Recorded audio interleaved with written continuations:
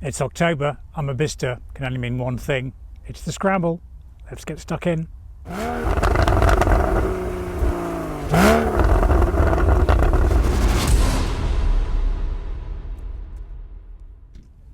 Welcome to Project 981. Welcome back to the channel. I've come to Bicester today. It's the scramble. It's October. Weather's a bit grey, but it's dry, thank goodness. And I've taken Helen Wakely's advice. Thanks, Helen, to always check the car park. There's some tasty metal here. So we're going to have a quick look round.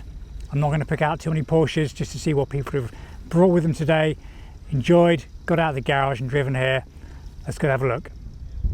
So you might think the M4 is the obvious performance choice for the enthusiastic BMW owner, nicely appointed, but of course there's an alternative, and the alternative might be, if you fancy one, a rather tasty Alpina here in the B5 by Turbo spec.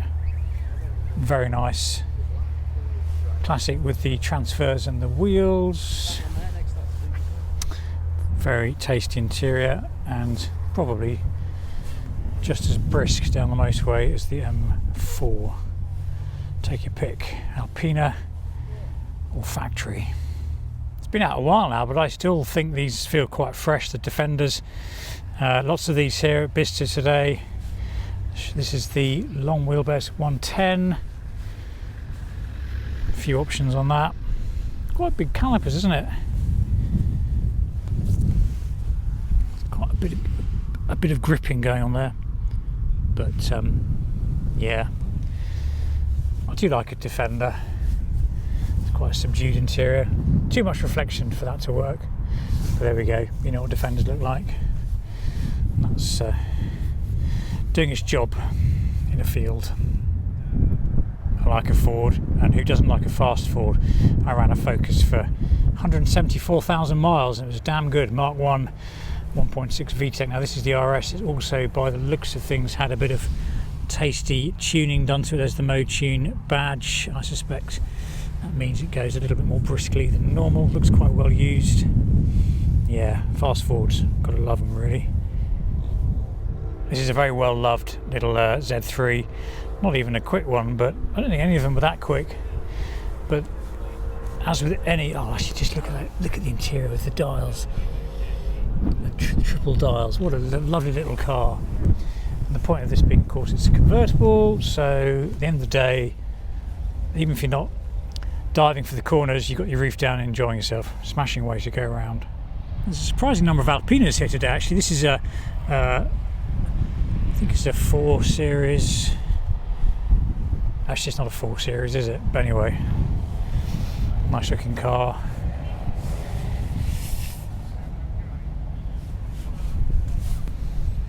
Very tidy. Classic wheels. Got the tan interior. I'm going to have to look at the boot badge because I've no idea what it is. It's a D4S. There we go. D4S. Very smart. Nice daily. 997 Mark 1 Gen 1 convertible with the hardtop on. I think they've left their bonnet open. That's not been properly shut, but yeah, take your pick on the convertible. I don't think this hardtop angle is particularly elegant, but it does the job of keeping the weather out in the winter months. 4S, nice and hippie. And then compare and contrast hippie 4S with a very elegant, slimmer Cayman. One of the silvers, GT, Arctic, no idea. It's very clean, nicely spec'd. PDK, very elegant. My first sports car was a Caterham. This is an Academy car, so a little bit more stripped out than mine was. I had a Road Sport spec 2001, but they're basically the same. Once you've seen one Caterham, you've kind of seen them all, but they are tiny little things, they really are. That's got the hood up, but look at that. That's a set of hips compared to the, where's my finger? Compared to the 4S, that's a pair of hippie wheels. Fantastic. Here's a nice pair of compare and contrast mid-engine cars. So the Alpine, obviously 4-cylinder engine in the back. Unusual yellow, that sort of got a little bit of, not sure it's quite my style. But actually the black roof shows off the double bubble quite nicely there. You can just see that effect. Yeah, quite a tidy interior, bit of bright work.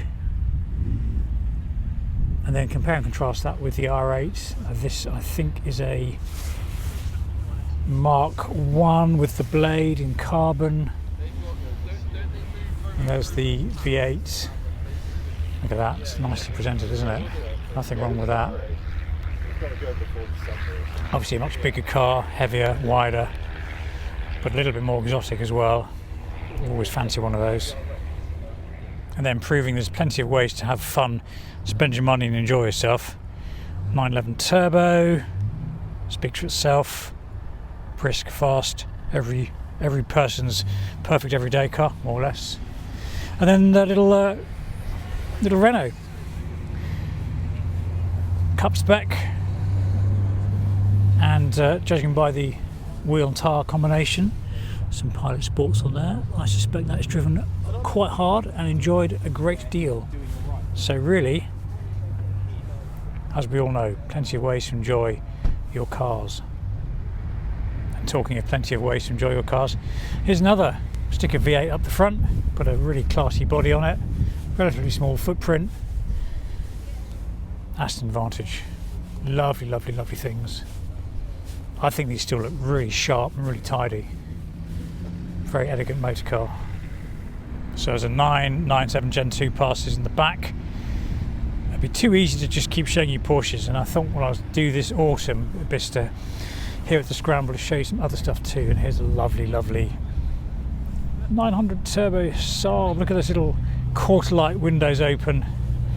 Oh, this is how cars used to be. Fantastic. Look at that. Marvellous. And then the famously sort of rounded, complicated glass. When we look at the curve on that windscreen. Saab, of course, when this car made, still making aircraft, fighter aircraft. Fabulous. And then compare and contrast with this very elegant coupe. Similarly, two-door coupe from Mercedes. Big, heavy, chrome. Look at the amount of chrome on that. And the interior, classic Mercedes way, full of velour of the big slush box. Very smart. Looks like they have a dog on the back seat too. Lovely. Oh yeah, and these lovely wheels, classic Mercedes wheels. Tiny as well. I can see if I can read the wheel size. Not quite, but that is not a big wheel. Oh, there we go. Yeah, lovely, elegant car. Very much an in-period colour as well. Nice. Look at that sweeping line there. There we go. There, fantastic. Was this the Porsche Boxster of its day? Little MG. Very nice. Mini light wheels. Not sure that hood looks terribly waterproof. I suspect the owner doesn't really care. And then there's a little, I think that's a 924 before it became the 944 next to it. I think it's an R32 behind it as well. And we'll swing around, and here's a very nice, delicate little Mark 1 Golf. Someone's put a frame in that safety cage. And this is the beauty of Scramble. Complete contrast. And next to that 370Z with a Nismo spec on it. I bet that goes quite nicely too. No, it's not quite my thing, but the Silver Shadow 2 is undoubtedly the car of its day. This is a very nice example. Very, very elegant. This looks in good condition too. Look at the tiny little coach line. That's probably hand painted.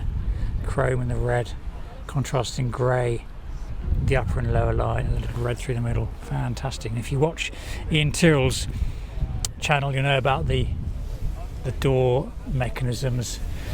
Absolute delight. Really nice interior. Like the thickness of the chair as well. Look at the leather, the pattern on that. Really elegant.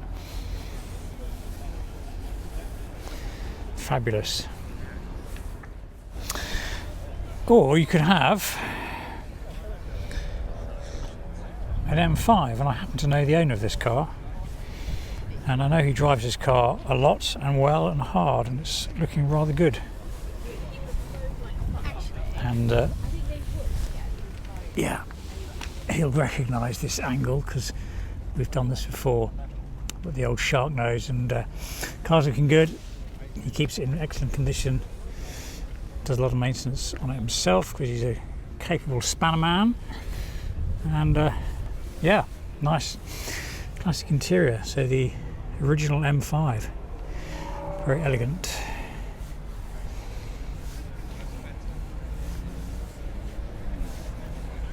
Well used and well loved.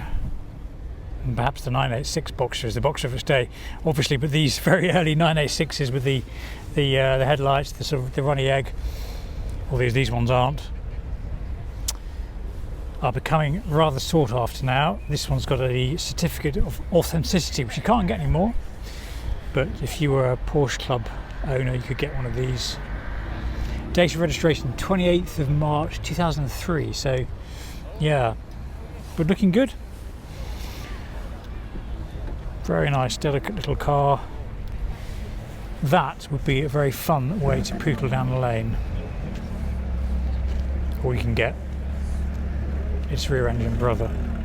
There's been a few McLarens now, but for me this is still the purest looking, the original MP4-12. I think that's the correct designation, but this is a lovely colour and it looks really clean. Was it Peter Stevens' design? I know he did the F1. Just functionally perfect to my eyes. Carbon caps on the wing mirrors.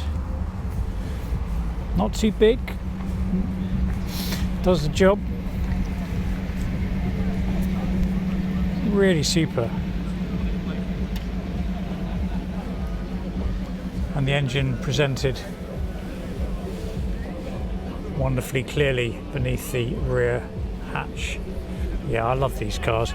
I know there's some problems with the Iris, the original Iris control panel. That's the electronics and the sort of control screen, but I think these days you can get that sorted. Very elegant. I'd be very happy with one of those. Who wouldn't be happy with a McLaren?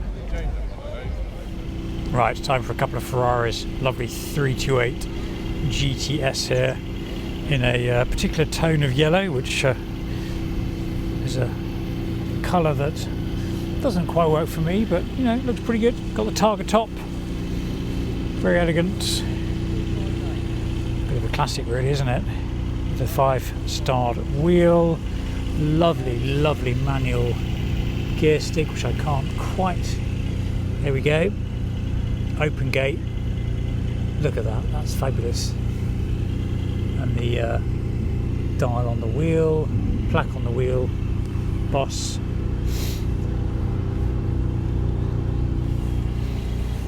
Superb. Look at that. And then compare and contrast with its slightly younger sibling, 458 Italia.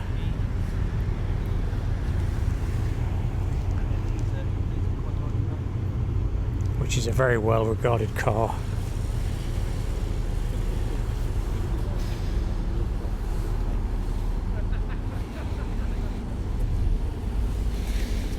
This one with the flappy paddle gearbox. Bit of red contrasting stitching. Yeah, really nice. And of course, it wouldn't be Ferrari without the crackle red cover. And I've got to say, the McLaren had a well-presented engine, as did the Audi R8, but this is probably the best of the lot. There's no getting away from that. Glorious engine presented under the back canopy. Fabulous. I think I would. McLaren, MP4-12, Audi R8 or 458. Yeah, I think the 458 might win it.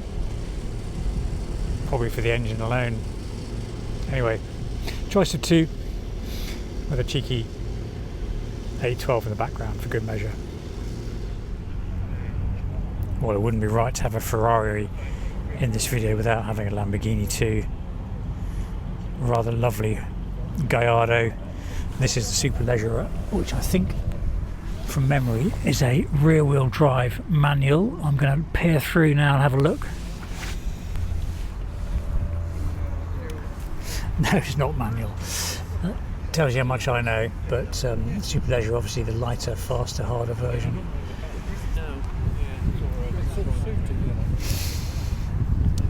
I still think the Gallardo is a lovely shape. The way the haunches run down to the wing mirror and on. So simple.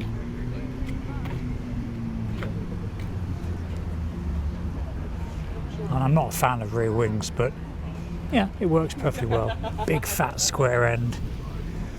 Got the back of the diff hanging off there. Fat exhausts. And funnily enough, next to it is another McLaren. I mean, let's be honest, either of those would do, wouldn't they? Not sure I'd take my Lambo off-road, but you can do if you want. Yeah, I might upset my fettling preferences. It's a bit grubby, isn't it? But fair play. Someone's bought it and they're using it properly.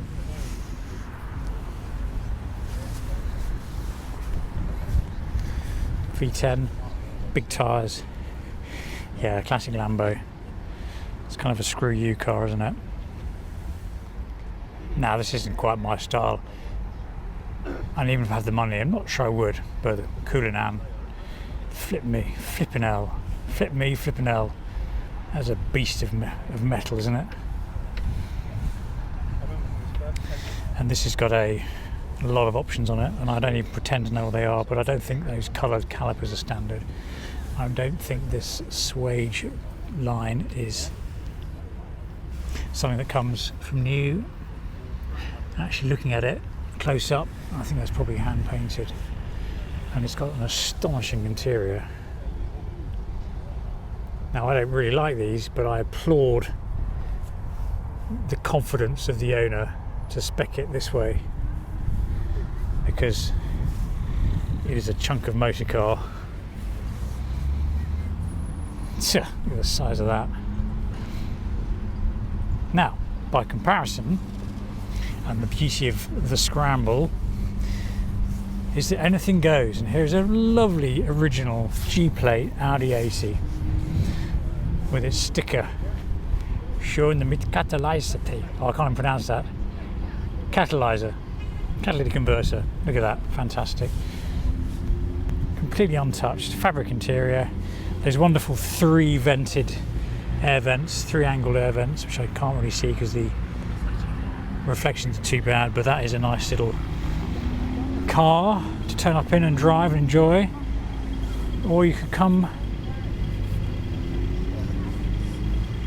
in your Citroen. It really is each to their own. So another lovely convertible running out in October. Fantastic Mercedes. And of course, very early Boxster sitting next to it. And then what else but a Ford? Fabulous, isn't it? These are very elegant, these Mercedes, aren't they? This is in quite nice condition, but obviously regularly used as well. It's got the mixed velour leather seats, classic Mercedes slush box, bit of wood on the dash, well, a little bit of wood on the centre console at least. Really nice. 280 SL, so I think that's a 2.8 straight 6 from memory. Those classic in-period headlights with sort of the ridges, rear lights, the ridges. I remember reading that the idea was that if they get covered in mud, the interior bit's still clear. It doesn't make any sense, but there we go. You almost feel like very identifiably Mercedes. Well, this brings us bang up to date, doesn't it? 2024 GT3 RS on a Reading plate. That's quite an extravagant rapid motor car. Anyway, the reason I'm here is the exhausts, because you can have your flat six coming out of those, or you can go old school on its neighbour.